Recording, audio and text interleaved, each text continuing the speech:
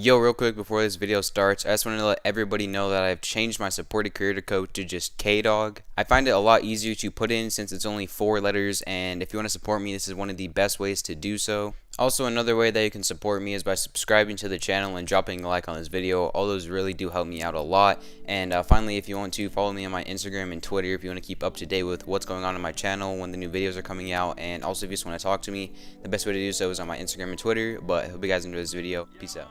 Yo, what's up everybody? Today's video I'm going to be doing a inside the mind of a console player. So I'm going to be going over my 11 kill game in the Cash Cup, and since OFNCS is coming up, I thought that I'd just do a little inside the mind of a console player, just telling you guys each of my decision making processes while I was going for it and just stuff like that. And I hope this video helps you guys. If it does, subscribe to the channel because I'm going to be uploading a bunch of tutorial videos next season. Also, in the intro, if you guys could please use code Kdog, it's one of the best ways to support me, and I really do appreciate everyone that uses my code. But without further ado, let's just get straight into this video. So this guy right here, I really did choke like a lot right here. I was going for like a staircase phase and I was gonna like pump him through it. Didn't really work out. I went for a wall edit on him. That also didn't work out. So like this one was just like, it was a really sloppy fight right here. It probably isn't the best example, but after this I'll have a lot better clips for you guys to see. But I just went up to the top, edited the top. This one right here was a really smart play. So basically I saw him rotate in, and I just decided to build a box so I could storm hold him. I sniped his wall, and then I started spraying it as soon as I sniped it. So I saw him like drinking shields like through the little cracks in his wall. Sniped his wall and then started spraying him with my AUG. Hit him for like 120, I'm pretty sure. And then after this I'm just putting pressure on him, hard pushing him, making sure that he can't heal, trying to get into his box, but he's just going away. So I'm guessing he's drank at least 1 mini by now, but he still probably only has around like 110 health. So I have health advantage, I have a spaz, I can basically just try to get in on him. Once again, I was just missing all my shots. So right here, these first couple clips, didn't have the best shotgun aim, not gonna lie. And so usually after I miss my shotgun aim, like after my shotgun aim's pretty bad, I usually just go for like an SMG kill on him, since, you know, controller. But right here, just go for his wall, try to bait him out some angles, just wait for him to try to like make a play on me so I can just SMG spray him.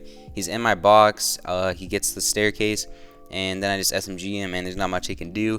That was a free kill. I knew he was already weak. If I just hit my shotgun shots a little earlier, that fight would have ended sooner. This next guy right here, he just wasn't that good at all. He's just spraying my wall for no reason. So I was like, okay, he's probably not going to expect me to just edit out on him. Like as soon as he went to put a wall to protect him, I edit out, I pump him, SMG him, and then get another free kill on him. So basically, you just have to wait for the perfect time to strike on him pretty much. This next guy, he was just running away from me like the whole game, so I knew he was bad. He also had grappler, so I just decided heavy snipe in his box, just gonna go for it. I knew he had grappler and Sky Scar. I knew I could win the game if I had this guy's loadout. And even though grappler might not be in the game next season, right now it's just really OP. And so if grappler's still in the game next season, just a really OP gun. I try to go for it as much as I can because basically it's a free rotate. It's just like a launch pad, like an infinite launch pad. This guy right here, he was just going for my wall a bunch. I was getting minigunned. I should have hit that snipe. I don't know how I missed that, honestly. But this guy was just going for my wall a bunch, so I edit out on him, go for a no-scope for some reason, end up pumping him for 120, so that's just the cue to put a staircase above my head and jump in his box. I have a staircase in his box, edit it, and I'm just going to spray him to death from there. So this is a little bit more late game now. I have a grappler. I can do whatever I want. I'm going to sit here. I see these two guys fighting. And I get the kill on both of them, which was really lucky.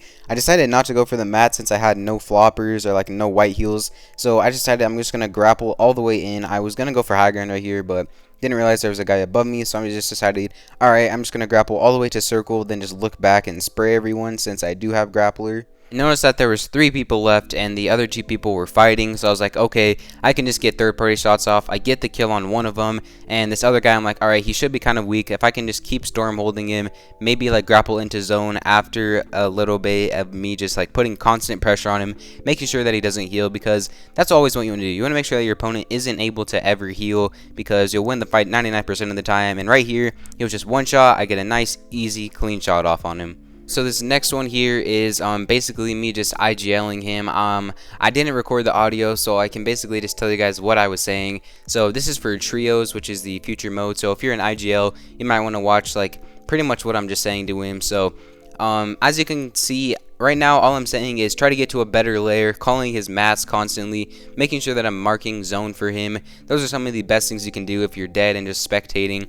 like telling them which layers are better to be on, like the most uncontested layer for them. And he's a really good fragger, so I know he can get kills when he needs them, but he has a lot of mats. So I'm just telling him to overbuild because he has almost max mats. And like when you're a solo going against a whole trio, it's better to overbuild than like not build enough and then just get focused. So telling him to just build as much as possible, continuing to mark zone for him, and eventually he's going to need a pick. So I tell him that, and he wants to drop down into this tarp in front of him, but I tell him that there might be a trio in it. So all he's really doing is just looking for some AR tags. And right here I also said probably not to go into that tarp, but he wanted to check it out, and there was a whole team in there, so it was a good disengage by him. He then just goes around through old builds, which is a really good thing to do, and eventually you'll see him pick up a kill. But for right now, I'm just telling him to make sure that all his guns are reloaded, because especially when it's a 1v3, if your guns aren't loaded, you're pretty much just screwed. So now that he's just still rotating, has a lot of mats still, told him to eventually look for a kill to maybe get a mat refresh, because he's going to need one to win the game. Told him to go up a little bit because that was a really congested layer.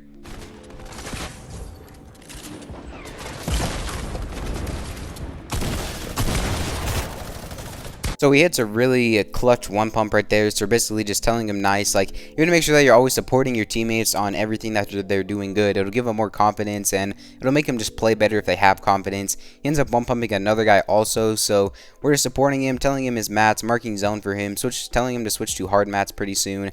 He drops down a layer, then goes back up. He's a solo, so we're just trying to get all the pressure off of him by putting him on the best layer. There's only 13 people left, and as much placement as he can get, that's just helping us all more in the long run. So right here, like, if you're an IGL, you're basically just a coach and like supporting your teammates and all that. So if you're an IGL, make sure that you're always supporting them. Try not to be toxic, even though it can be hard sometimes. But right here, we're just telling him to tarp out even more, and that every single placement that he gets could like result in points. And I don't know what the format is going to be next season, but if this was the current format, he'd be getting so many points right now, because once getting into the top 10, you just get a crazy amount of points. So he goes for the launch pad, which we didn't tell him to do that. That was like not the best play. He got really lucky, just everybody missing their shots here. He probably shouldn't have hit the launch pad. He still had good mats, but he lands on these guys also, gets 5th place, so top 5 for being a solo and dying when there was like 40 people left. That was pretty good. So for this rest of the video, I'm just going to show some trio highlights, and they're not the best highlights. We've only played like 3 games of customs, but I'm actually leaving my house, so I'll be gone for a week, and I won't be back till the next season starts, so I don't really have enough gameplay for you guys. But hope you enjoyed the rest of the video, and drop a like on the channel, subscribe, and use code Kdog. But catch you guys in the next video. Hope you enjoy these highlights. Peace out.